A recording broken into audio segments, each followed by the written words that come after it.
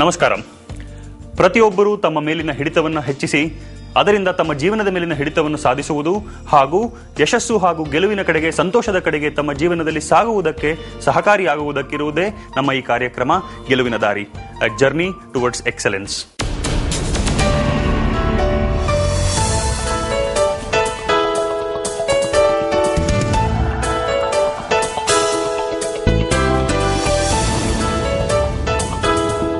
School for self mastery ವಿವಿಧ ರೀತಿಯ ತರಬೇತಿಗಳಿಂದ ಜನರ ಹಲವಾರು ಸಮಸ್ಯೆಗಳನ್ನು ಬಗೆಹರಿಸಿ ಯಶಸ್ಸು ಹಾಗೂ ಸಂತೋಷದ ಹಾದಿಯಲ್ಲಿ ಸಾಗುವುದಕ್ಕೆ, ಅವರ ಪಯಣವನ್ನು ಸುಗಮಗೊಳಿಸುವುದಕ್ಕಾಗಿ ಸಕ್ರಿಯವಾಗಿ ಕಾರ್ಯನಿರ್ವಹಿಸುತ್ತಿದೆ.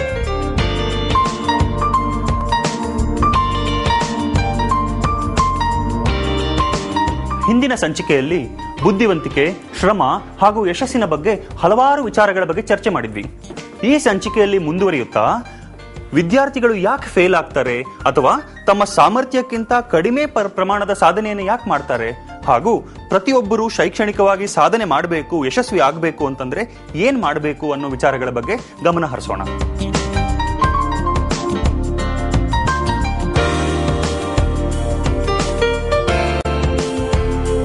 ವಿದ್ಯಾರ್ಥಿಗಳು ಫೇಲ್ ಆಗೋದಕ್ಕೆ ಅಥವಾ ತಮ್ಮ ಸಾಮರ್ಥ್ಯಕ್ಕಿಂತ ಅಥವಾ ತಮ್ಮ ನಿರೀಕ್ಷೆಗಿಂತ ಕಡಿಮೆ ಮಟ್ಟದ ಸಾಧನೆ ಮಾಡೋದಕ್ಕೆ ಏನೇನು ಕಾರಣಗಳು ಅನ್ನೋದನ್ನ ನಾನು 4 ಆಯಾಮಗಳಲ್ಲಿ ಚರ್ಚೆ ಮಾಡ್ತೇನೆ. ಮೊದಲನೇದು ಸ್ವತಃ ವಿದ್ಯಾರ್ಥಿಗಳು ತಾವೇ, ಎರಡನೇದು ಅವರ ಪೋಷಕರು, ಅಪ್ಪ ಅಮ್ಮ, ಪೇರೆಂಟ್ಸ್, ಮೂರನೇದು ಶಿಕ್ಷಕರು, ಟೀಚರ್ಸ್, ನಾಲ್ಕನೇದು ಒಂದು ಸಮಾಜ ಹಾಗೂ ವ್ಯವಸ್ಥೆಯಾಗಿ ಒಟ್ಟಾಗಿ ನಾವೆಲ್ಲರೂ ಹೇಗೆ ಕಾಂಟ್ರಿಬ್ಯೂಟ್ ಮಾಡ್ತೀವಿ ಅನ್ನೋದು. ಈ 4 ಆಯಾಮಗಳನ್ನ ಒಂದೊಂದಾಗಿ ಚರ್ಚೆ ಮಾಡ್ತೇನೆ.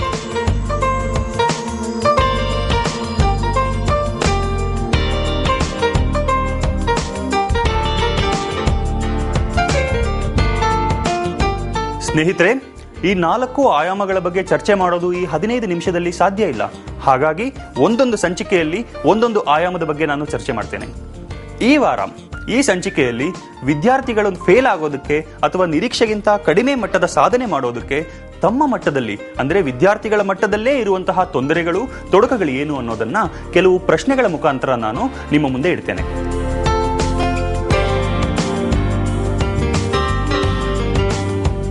ಶರೀರ ಓದಿಗೆ ಸಹಕಾರಿಯೇ? Is the body supportive to studies? ಇಂಗ್ಲಿಷ್ನಲ್ಲಿ ಒಂದು ಮಾತಿದೆ, a sound mind in a sound body ಅಂತ. ಅಂದ್ರೆ ಸುಸ್ಥಿತಿಯಲ್ಲಿ ಮತ್ತು ಆರೋಗ್ಯಕರವಾದ ಶರೀರದಲ್ಲಷ್ಟೇ ಒಂದು ಆರೋಗ್ಯಕರವಾದ ಮನಸ್ಸಿನ ಹಾಗೂ ಮೆದುಳಿನ ಬೆಳವಣಿಗೆ ಸಾಧ್ಯ ಅನ್ನೋದು. ಓದು ಅನ್ನೋದು ಮೆದುಳು ಹಾಗೂ ಮನಸ್ಸಿಗೆ ಸಂಬಂಧಪಟ್ಟಿರುವಂತಹ ವಿಷಯ ಆಗಿರೋದ್ರಿಂದ ಖಂಡಿತವಾಗಿಯೂ ಶರೀರ ಅತ್ಯವಶ್ಯಕ. ದೇಹದಲ್ಲಿ ಏನಾದರೂ ತೊಂದರೆ ಇದ್ರೆ, ಶರೀರದಲ್ಲಿ ಪ್ರಾಬ್ಲಮ್ ಇದ್ರೆ ಅಥವಾ ಆರೋಗ್ಯದಲ್ಲಿ ಏನಾದರೂ ತೊಂದರೆ ಇದ್ರೆ ಓದಿಗೆ ಅನಾನುಕೂಲ ಆಗಬಹುದು. ಹಾಗಾಗಿ ನಾವು ಗಮನಿಸಬೇಕಾಗಿರೋ ಮೊದಲನೇ ಅಂಶ ಮಕ್ಕಳ ಬೆಳವಣಿಗೆ ಸರಿಯಾಗಿದೆಯಾ ಹಾಗೂ ಆರೋಗ್ಯ ಸರಿಯಾಗಿದೆಯಾ ಅನ್ನೋದು.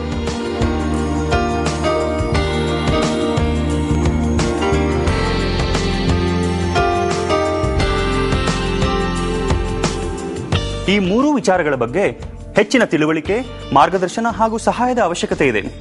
ಮಕ್ಕಳ ಓದು ಸಮರ್ಪಕವಾಗಿಲ್ಲ ಅಂತಂದ್ರೆ ತಂದೆ ತಾಯಿಯಾದವರು ಈ 3 ವಿಷಯಗಳನ್ನ ಗಮನಿಸಿ. ಮೊದಲನೇದು, ಪೌಷ್ಟಿಕವಾದ ಆಹಾರ ದೊರೀತಾ ಇದೆಯಾ ನಿಮ್ಮ ಮಕ್ಕಳಿಗೆ? ಪ್ರತಿದಿನ ಪೌಷ್ಟಿಕ ಆಹಾರ ಅತ್ಯವಶ್ಯಕ. ಎರಡನೇದು, ದೈಹಿಕ ಚಟುವಟಿಕೆಯಿಂದ ಇದ್ದಾರಾ ನಿಮ್ಮ ಮಕ್ಕಳು? ವ್ಯಾಯಾಮ ಮಾಡೋದಾಗ್ಲಿ, ಆಟ ಆಡೋದಾಗ್ಲಿ ಅಥವಾ ಕೊನೆ ಪಕ್ಷ ಮನೆಯಲ್ಲಾದ್ರೂ ಒಂದು 5-10 ನಿಮಿಷ ಕೆಲಸ ಮಾಡೋದು, ಏನಾದ್ರೂ ಒಂದು ದೈಹಿಕ ಚಟುವಟಿಕೆ ಇರಬೇಕು. ಮೂರನೇದು, ಸಾಕಷ್ಟು ಪ್ರಮಾಣದ ಅಡಚಣೆ ಇಲ್ಲದ ಒಂದು ನಿದ್ದೆ, ಸುಖವಾದ ಆಳವಾದ ನಿದ್ದೆಯ ಅವಶ್ಯಕತೆ ಇದೆ ಪ್ರತಿ ರಾತ್ರಿ. ಈ 3 ವಿಷಯ ಸರಿಯಾಗಿದೆಯಾ ಇಲ್ವಾ? ಸರಿ ಇಲ್ಲ ಅಂತಂದ್ರೆ ಈ 3 ವಿಷಯದಲ್ಲಿ ಬದಲಾವಣೆಗಳನ್ನು ತರೋದಕ್ಕೆ ಪ್ರಯತ್ನ ಮಾಡಬೇಕು. ಶರೀರ ಆರೋಗ್ಯವಾಗಿದ್ದು ಆಹಾರ, ವ್ಯಾಯಾಮ ಅಥವಾ ದೈಹಿಕ ಚಟುವಟಿಕೆ ಮತ್ತು ನಿದ್ದೆ ಈ 3 ಅಂಶಗಳಲ್ಲೂ ಸರಿಯಾಗಿದ್ದು ಇನ್ನೂ ಮಕ್ಕಳಲ್ಲಿ ವಿದ್ಯಾಭ್ಯಾಸದ ಬಗ್ಗೆ ಕೊರತೆ ಇದೆ ಅನ್ನೋದಾದರೆ ಮುಂದಿನ ವಿಷಯ ಬಹಳ ಮುಖ್ಯ. ಕಲಿಯುವುದನ್ನ ಕಲಿಯುವುದು ಎಷ್ಟು ಮುಖ್ಯ? How important is it to learn how to learn?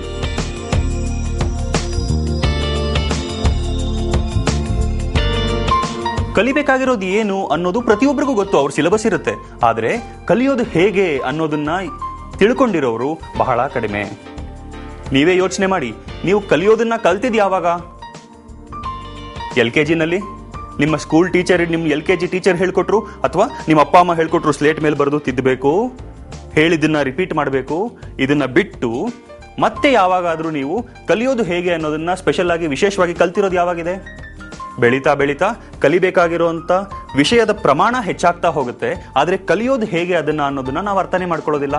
ಹಾಗಾಗಿ 10ನೇ ಕ್ಲಾಸಲ್ಲೂ ಬೈಹರ್ಟ್ ಮಾಡ್ತೀವಿ, PUC-ನಲ್ಲೂ ಬೈಹರ್ಟ್ ಮಾಡ್ತೀವಿ, ಡಿಗ್ರಿನಲ್ಲೂ ಬೈಹರ್ಟ್ ಮಾಡ್ತೀವಿ, ಬೈಹರ್ಟ್ ಮಾಡೋದನ್ನೇ ಮುಂದುವರಿಸ್ತಾ ಹೋಗ್ತೀವಿ. ಆದ್ರೆ ವಿಷಯದ ಪ್ರಮಾಣ ಜಾಸ್ತಿ ಆದಷ್ಟು ನಮ್ಮ ಬೈಹರ್ಟ್ ಮಾಡೋ ಮೆಥಡ್ಗಳು ಸಾಕಾಗೋದಿಲ್ಲ, ವಿಧಾನಗಳು ಪ್ರಯೋಜನಕ್ಕೆ ಬರೋದಿಲ್ಲ. ಹಾಗಾಗಿ ಯಾವ ವಿಷಯ ಏನನ್ನ ಬಯಸುತ್ತೆ, ಯಾವ ವಿಷಯನ ಕಲಿಯೋದು ಹೇಗೆ ಅನ್ನೋದನ್ನ ಕಲ್ತ್ಕೊಂಡು ಬೇರೆ ಬೇರೆ ವಿಧಾನಗಳನ್ನ ಎಕ್ಸ್ಪೆರಿಮೆಂಟ್ ಮಾಡಿ ನಿಮಗೆ ಯಾವುದು ಸೂಟ್ ಆಗುತ್ತೆ, ನಿಮಗೆ ಒಪ್ಪುವಂತ ವಿಧಾನ ಯಾವುದು ಅನ್ನೋದನ್ನ ಅಳವಡಿಸ್ಕೊಳ್ತಾ ಹೋದ್ರೆ ಪ್ರತಿಯೊಂದು ವಿಷಯದಲ್ಲೂ ನೀವು ಯಶಸ್ವಿ ಆಗಬಹುದು. ಕಲಿಯುವ ಪ್ರಕ್ರಿಯೆಗೆ ಸಂಬಂಧಪಟ್ಟ ಹಾಗೆ 3 ವಿಚಾರಗಳನ್ನ ನಾನು ಪ್ರಸ್ತಾಪ ಮಾಡೋದಕ್ಕೆ ಬಯಸ್ತೇನೆ. ಮೊದಲನೇದು ಲರ್ನಿಂಗ್ ಅಂದ್ರೆ ಕಲಿಯುವ ಕ್ರಿಯೆ, 2ನೇದು ಮೆಮೊರಿ ನೆನಪಿನ ಶಕ್ತಿ, 3ನೇದು ಇಂಟೆಲಿಜೆನ್ಸ್ ಬುದ್ಧಿವಂತಿಕೆ. ಈ 3 ವಿಷಯಗಳನ್ನ ನಾನು ಹೇಳುವಾಗ ನನಗೆ ಒಂದು ತುಂಬಾ ಇಷ್ಟ ಆಗಿರುವಂತಹ ಶ್ಲೋಕ ನೆನಪಾಗುತ್ತೆ, ಒಂದು ಸುಭಾಷಿತ ಇದು. ಪುಸ್ತಕಸ್ಥಾತು ಯಾ ವಿದ್ಯಾ ಪರಹಸ್ತಗತಂ ಧನಂ ಕಾರ್ಯಕಾಲೇ ಸಮುತ್ಪನ್ನೇ ನಚಾ ವಿದ್ಯಾ ನತದ್ಧನಂ ಅಂತ. ಅಂದ್ರೆ ಪುಸ್ತಕದಲ್ಲಿರುವಂತಹ ವಿದ್ಯೆ ಬೇರೆಯವರ ಕೈಗೆ ಹೋಗಿರುವಂತ ನಮ್ಮ ಹಣ ಸಮಯಕ್ಕೆ ಸರಿಯಾಗಿ ಉಪಯೋಗಕ್ಕೆ ಬಂದಿಲ್ಲ ಅಂತಂದ್ರೆ ಆ ವಿದ್ಯೆ ಮತ್ತು ಆ ಹಣ ಎರಡೂ ಉಪಯೋಗಕ್ಕೆ ಬಾರದೇ ಇರುವಂತಹ ವಸ್ತುಗಳು, ಎರಡೂ ವೇಸ್ಟ್.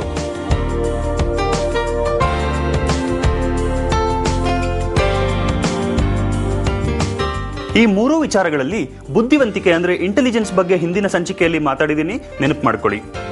ನೆನಪಿನ ಶಕ್ತಿ ಮೆಮೊರಿ ಅನ್ನೋದ್ರ ಬಗ್ಗೆ ಈ ಸಂಚಿಕೆಯಲ್ಲಿ ಸ್ವಲ್ಪ ಹೇಳ್ತೇನೆ. ಮುಂದಿನ ಯಾವುದಾದ್ರೂ ಒಂದು ಸಂಚಿಕೆಯಲ್ಲಿ ನೆನಪಿನ ಶಕ್ತಿ ಬಗ್ಗೆ ಅಷ್ಟೇ ವಿಶೇಷವಾಗಿ ಮಾತಾಡ್ತೇನೆ. ಆದ್ರೆ ಈಗ ನೆನಪಿನ ಶಕ್ತಿನ ಬಗ್ಗೆ ನೀವು ಅರ್ಥ ಮಾಡ್ಕೊಳ್ಳೋದಕ್ಕೆ ಒಂದು ಉದಾಹರಣೆ ಕೊಡ್ತೀನಿ. ಈ ಉದಾಹರಣೆನ ಗಮನ ಇಟ್ಟು ತಿಳ್ಕೊಳ್ಳಿ. ಮುಂದೆ ನಾವು ನೆನಪಿನ ಶಕ್ತಿ ಬಗ್ಗೆ ಅಷ್ಟೇ ಮಾತಾಡಿದಾಗ ಇನ್ನೂ ಹೆಚ್ಚಾಗಿ ಅರ್ಥ ಆಗುತ್ತೆ.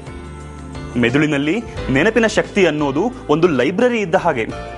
ನೀವು ಒಂದು ಲೈಬ್ರರಿ ಮಾಡಬೇಕು ಅಂದ್ರೆ ಪುಸ್ತಕಗಳನ್ನ ತರಬೇಕು, ಪುಸ್ತಕಗಳನ್ನ ಸರಿಯಾದ ರೀತಿಯಲ್ಲಿ ಜೋಡಿಸ್ಬೇಕು, ಮತ್ತೆ ಅದಕ್ಕೆ ಇಂಡೆಕ್ಸಿಂಗ್ ಮಾಡಬೇಕು, ನೀವು ಗುರುತಿಸೋದಕ್ಕೆ ಲೇಬಲ್ಗಳು ಹಾಕಬೇಕು.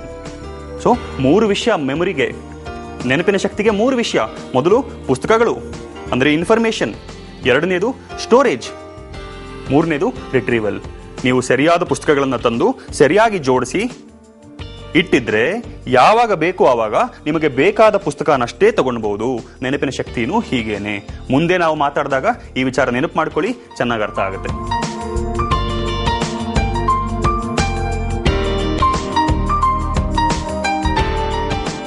ಓದಿಗೆ ತೊಡಕುಂಟು ಮಾಡೋದ್ರಲ್ಲಿ ಮನಸ್ಸಿನ ಪಾತ್ರ ಏನು? What is the role of the mind in creating obstacles to studies? ಶರೀರದಲ್ಲಿ ಏನು ತೊಂದರೆ ಇಲ್ಲ, ದೈಹಿಕವಾಗಿ ಯಾವುದೋ ಅನಾರೋಗ್ಯ ಇಲ್ಲ, ಕಲಿಯುವ ವಿಚಾರದ ಬಗ್ಗೆನೂ ತಿಳುವಳಿಕೆ ಇದೆ. ಆದ್ರೂ ನಿಮ್ಮ ಮಗ ಅಥವಾ ಮಗಳು ಸರಿಯಾಗಿ ಓದ್ತಾ ಇಲ್ಲ. ತೊಂದರೆ ಮನಸ್ಸಿನಲ್ಲಿರಬಹುದು.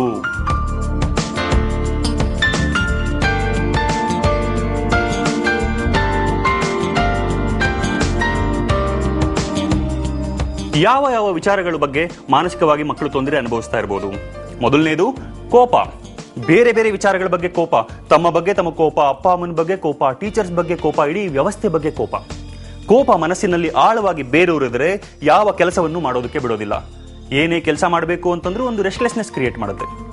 2ನೇ ವಿಚಾರ ಭಯ, ಫಿಯರ್ ಆಫ್ ಫೇಲ್ಯೂರ್.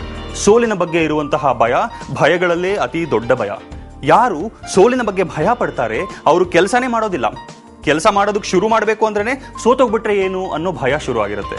3ನೇದು ಪ್ರೀತಿಯ ಬಗ್ಗೆ ಹಾತೊರೆಯುವಿಕೆ. ಪ್ರೀತಿಯನ್ನ ಹಂಬಲಿಸ್ತಾ ಇರ್ತಾರೆ. ಅಪ್ಪ ಅಮ್ಮನ ಪ್ರೀತಿ ಸಿಗದೇ ಇರಬಹುದು, ಅಪ್ಪ ಅಮ್ಮನಿಂದ ದೂರ ಆಗಿರ್ಬೋದು, ಹಾಗಾಗಿ ತನಗೆ ಪ್ರೀತಿ ಸಿಗ್ತಾ ಇಲ್ಲ ಅನ್ನೋದ್ರ ಬಗ್ಗೆ ಬೇಜಾರಿರುತ್ತೆ.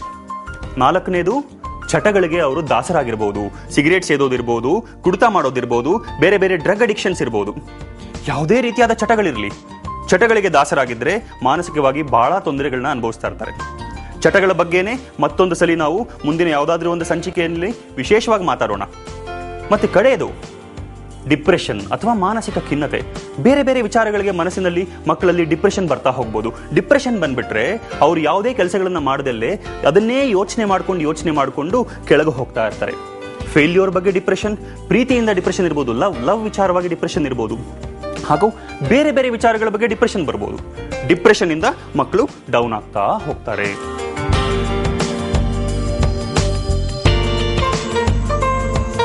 ಕಡೆ ಪ್ರಶ್ನೆ, ಸ್ನೇಹಿತರು ಮಕ್ಕಳ ಶೈಕ್ಷಣಿಕ ಸಾಧನೆಗೆ ಪೂರಕವೋ ಮಾರಕವೋ ಅಂತ ಅನ್ನೋದು. ಅಂದ್ರೆ the student support or obstruct academic success, academic progress. ಯಾವ ರೀತಿಯ ಸ್ನೇಹಿತರು ಅನ್ನೋದ್ರ ಮೇಲೆ ಅದು ಡಿಪೆಂಡ್ ಆಗುತ್ತೆ. ಸ್ನೇಹಿತರು ನಮ್ಮ ಸಾಧನೆಗಳಿಗೆ ಪೂರಕವಾಗಿ ಸಪೋರ್ಟ್ ಮಾಡುವಂತವರಾದ್ರೆ, ಕಾಮನ್ ಗೋಲ್ಸ್ ಇರಬೇಕು, ನಮ್ಮ ಗುರಿಯನ್ನ ಅವರು ಸಪೋರ್ಟ್ ಮಾಡಿ ನಾವು ಅವ್ರ ಗುರಿಯನ್ನ ಸಪೋರ್ಟ್ ಮಾಡೋ ಹಾಗಿದ್ರೆ ಅಂತ ಸ್ನೇಹಿತರು ನಮ್ಮ ಸಾಧನೆಗೆ ಸಹಕಾರಿ. ಇಲ್ಲವಾದ್ರೆ ಸ್ನೇಹಿತರು ನಾವು ಮಾಡೋದನ್ನ ತಡೆದು ಇನ್ಯಾವುದೋ ಚಟಗಳಲ್ಲಿ ನಮ್ಮನ್ನು ಎಳೆಯೋದು, ಇನ್ನೇನೋ ಬೇಡದೇ ಇರೋ ಕೆಲಸಗಳಿಗೆ ನಮ್ಮನ್ನು ಎಳೆಯೋದಾಗ್ತಾ ಇದ್ರೆ ಆ ರೀತಿಯಾದ ಸ್ನೇಹಿತರು ನಮ್ಮ ಸಾಧನೆಗೆ ಮಾರಕ. ಹಾಗಾಗಿ ನಾವು ಗಮನ ಕೊಡಬೇಕು. ಮೊದಲು ಶರೀರ ಸುಸ್ಥಿತಿಯಲ್ಲಿದ್ಯಾ? ಶರೀರ ಸುಸ್ಥಿತಿಯಲ್ಲಿದ್ರೆ ನಾವು ಮಾಡಬೇಕಾಗಿರೋದನ್ನ ಸರಿಯಾಗಿ ಮಾಡ್ತಾ ಇದ್ರೆ ಕಲಿಯುವುದನ್ನ ಕಲ್ತಿದಾರ ಮಕ್ಕಳು ಅನ್ನೋದನ್ನ ತಿಳ್ಕೊಳ್ಬೇಕು. ಕಲಿಯೋದನ್ನು ಕಲ್ತಿದ್ದಾರೆ ಆದ್ರೂ ಓದು ಸರಿಯಾಗಿಲ್ಲ ಅಂತಂದ್ರೆ ಮನಸ್ಸಿನಲ್ಲಿ ಏನೋ ಪ್ರಾಬ್ಲಮ್ ಇರಬಹುದು. ಆ ಪ್ರಾಬ್ಲಮ್ಸ್ ಏನು ಅನ್ನೋದನ್ನ ಐಡೆಂಟಿಫೈ ಮಾಡಿ ಗುರುತಿಸಿ ಆ ಪ್ರಾಬ್ಲಮ್ಸ್ ಅನ್ನ ಸಾಲ್ವ್ ಮಾಡಬೇಕು. ಮನಸ್ಸಿನಲ್ಲೂ ಏನು ಪ್ರಾಬ್ಲಮ್ ಇಲ್ಲ, ಓದೋದಕ್ಕೂ ಬರುತ್ತೆ, ಶರೀರನೂ ಸುಸ್ಥಿತಿಯಲ್ಲಿದೆ, ಹೆಲ್ತಿ ಆಗಿದ್ದಾರೆ, ಅವ್ರಿಗೆ ಯಾವುದೇ ಪ್ರಾಬ್ಲಮ್ ಇಲ್ಲ, ಹಾಗಾಗೂ ಓದು ಸರಿ ಇಲ್ಲ ಅಂತಂದ್ರೆ ಅವರ ಸಹವಾಸದ ಬಗ್ಗೆ ಸ್ವಲ್ಪ ಗಮನ ಹರಿಸಿ. ನಿಮ್ಮ ಮಕ್ಕಳ ಸ್ನೇಹಿತರು ಯಾರು, ಅವ್ರು ಏನ್ ಮಾಡ್ತಿದ್ದಾರೆ, ಇವ್ರು ಏನೇನ್ ಚಟುವಟಿಕೆಗಳಲ್ಲಿ ತೊಡಕೊಂತಾ ಇದ್ದಾರೆ ಒಟ್ಟಾಗಿ ಗುಂಪಾಗಿ ಅನ್ನೋದನ್ನ ಗಮನಿಸಿ ಕೆಟ್ಟ ಸಹವಾಸದಲ್ಲಿದ್ರೆ ಮಕ್ಕಳನ್ನ ಪ್ರೀತಿಯಿಂದ ಅದರಿಂದ ಹೊರಗೆ ತನ್ನಿ. ನಿಮ್ಮ ಮಕ್ಕಳು ಸರಿಯಾಗಿ ಓದುತ್ತಿಲ್ಲವೇ? ಓದುತ್ತಿಲ್ಲವಾದಲ್ಲಿ ಅನಾರೋಗ್ಯ ಅಥವಾ ದೈಹಿಕ ಬೆಳವಣಿಗೆಯಲ್ಲಿ ತೊಂದರೆ ಇರಬಹುದು. ಪರೀಕ್ಷಿಸಿ ಸರಿಯಾದ ಚಿಕಿತ್ಸೆ ಕೊಡಿಸಿ. ದೈಹಿಕವಾಗಿ ಎಲ್ಲಾ ಸರಿ ಇದ್ದರೆ ತೊಂದರೆ ಮುಂದಿನದ್ದಾಗಿರಬಹುದು. ದಿನನಿತ್ಯದ ಬದುಕಿನ ಬಗ್ಗೆ ಗಮನ ಕೊಡಿ. ಪ್ರತಿನಿತ್ಯ ಪೌಷ್ಟಿಕ ಆಹಾರ ಸೇವನೆ ಆಗುತ್ತಿದೆಯೇ? ದಿನನಿತ್ಯದ ಬದುಕಿನಲ್ಲಿ ದೈಹಿಕ ಚಟುವಟಿಕೆ ಇದೆಯೇ? ಸಾಕಷ್ಟು ಪ್ರಮಾಣದ ಆಳವಾದ ಅಡಚಣೆ ಇಲ್ಲದ ನಿದ್ದೆ ಇದೆಯೇ? ಇಲ್ಲವಾದಲ್ಲಿ ಸರಿಯಾದ ಸಲಹೆ ಮತ್ತು ಸಹಾಯ ಪಡೆದು ಈ ತೊಂದರೆಗಳನ್ನು ಸರಿಪಡಿಸಿಕೊಳ್ಳಿ.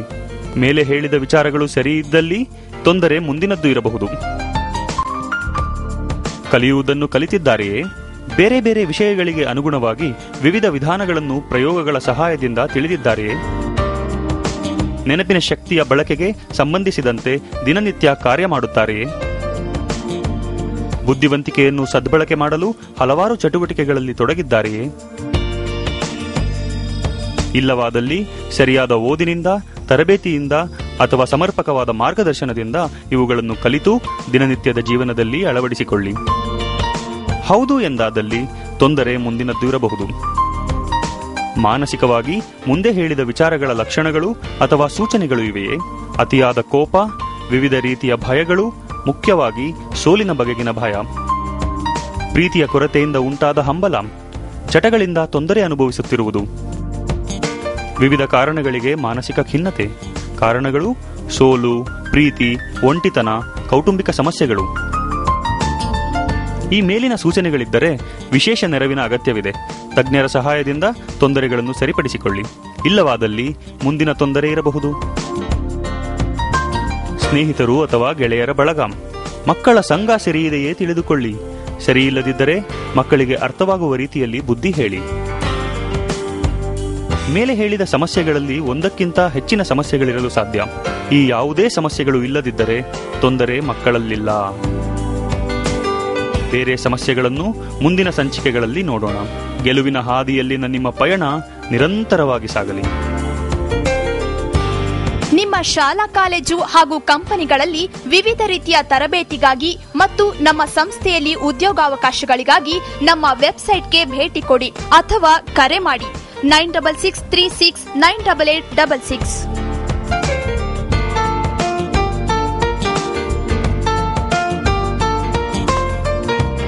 ಸ್ನೇಹಿತರೆ, ವಿದ್ಯಾರ್ಥಿಗಳು ಯಾಕೆ ಫೇಲ್ ಆಗ್ತಾರೆ ಅಥವಾ ಅವರ ಶೈಕ್ಷಣಿಕ ಸಾಧನೆ ಯಾಕೆ ನಿರೀಕ್ಷಿತ ಮಟ್ಟದಲ್ಲಿ ಇರೋದಿಲ್ಲ ಅನ್ನೋದ್ರ ಬಗ್ಗೆ, ವಿದ್ಯಾರ್ಥಿಗಳ ಮಟ್ಟದಲ್ಲೇ ಇರುವಂತಹ ತೊಂದರೆಗಳು ಮತ್ತು ತೊಡಕುಗಳ ಬಗ್ಗೆ ನಾವೀಗ ಚರ್ಚೆ ಮಾಡಿದ್ದೀವಿ. ಕೆಲವು ವಿಚಾರಗಳನ್ನು ಗಮನಿಸಿಕೊಂಡು ನಿಮ್ಮ ಜೀವನದಲ್ಲಿ ಅಳವಡಿಸಿಕೊಳ್ಳೋದಕ್ಕೆ ಪ್ರಯತ್ನ ಮಾಡಿ. ಮುಂದಿನ ಸಂಚಿಕೆಗಳಲ್ಲಿ ಶಿಕ್ಷಕರ ಪಾತ್ರ ಏನು, ಪೋಷಕರ ಪಾತ್ರ ಏನು ಹಾಗೂ ವ್ಯವಸ್ಥೆ ಮತ್ತು ಸಮಾಜದ ಪಾತ್ರ ಏನು ಸೋಲು ಅಥವಾ ಗೆಲುವಿನಲ್ಲಿ ಅನ್ನೋದನ್ನ ಚರ್ಚೆ ಮಾಡೋಣ. ಈ ರೀತಿಯಾಗಿ ಈ ಎಲ್ಲಾ ವಿಚಾರಗಳ ಬಗ್ಗೆ ವಿಶೇಷವಾದ ತರಬೇತಿಗಳನ್ನ ನಾವು ನಮ್ಮ ಸಂಸ್ಥೆಯಲ್ಲಿ ಕೊಡ್ತೇವೆ. ಅದು ಬಿಟ್ಟು ಇಲ್ಲಿ ನೀವು ಕಲ್ತಿರುವಂತಹ ವಿಷಯಗಳನ್ನ ನೀವು ಅಳವಡಿಸಿಕೊಳ್ತಾ ಹೋದ್ರೆ ಖಂಡಿತವಾಗಿಯೂ ನಿಮ್ಮ ಜೀವನದಲ್ಲೂ ಬದಲಾವಣೆಗಳು ಬರುತ್ತೆ. ನಮ್ಮ ಈ ಇಂದಿನ ಸಂಚಿಕೆಯಲ್ಲಿ ನೀವು ಕೆಲವು ವಿಷಯಗಳನ್ನ ತಿಳ್ಕೊಂಡು ನಿಮ್ಮ ಜೀವನದಲ್ಲಿ ಅಳವಡಿಸಿಕೊಂಡ್ರೆ ನಮ್ಮ ಪ್ರಯತ್ನ ಸಾರ್ಥಕ. ನಮಸ್ಕಾರ.